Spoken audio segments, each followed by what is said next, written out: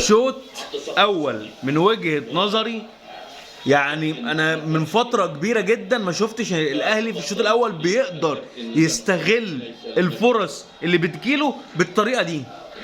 يعني في فرص كتيرة جدا ممكن تخلقها في المباراة، لكن كنا في الشوط الاول تحس ان بملل كبير جدا بسبب عدم استغلال لعيبة النادي الاهلي للفرص اللي بتبقى مستغلة او بتبقى يعني مصنوعة قدام منك.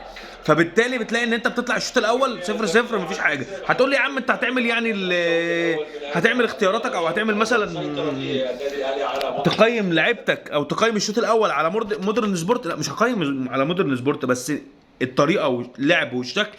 دفاعيا مودرن سبورت بعافيه بعافيه دفاعيا، لكن انا مش بقيم ده او مش بقيس المباراه النهارده على كده. بس انا بفهمك ان استغلال الفرص كانت ممكن تيجي فرص اسهل من دي بكتير. الفرصه الاولى اللي جت لجراديشار قوه التسديده، لولا ان هو استغل قوه التسديد وسدد بقوه ما كانتش اتسجلت. الهدف الثاني لامام عاشور، الكوره اللي جات له بسرعه جدا من جراديشار اللي استلمها ولف في ظهر المدافعين وحطها في الهدف الثاني لامام عاشور، يلف لفه قطم فيها وسط المدافع. تعال في الهدف الثالث. الهدف الثالث الكره اللي تروح لامام عاشور هي راحت برضه جراديشار بعتها لامام عاشور حطها، حطت بص معلم.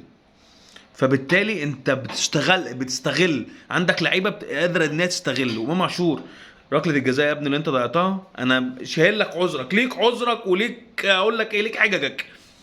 لما تعمل كل ده في المباراه فانت ليك عذرك وليك حاجه، ضيع زي ما انت عايز يا ابني. شوط اول انا شايفه من وجهة نظري مميز بدون مين ندفد واكرم توفيق وتوحة. سلام.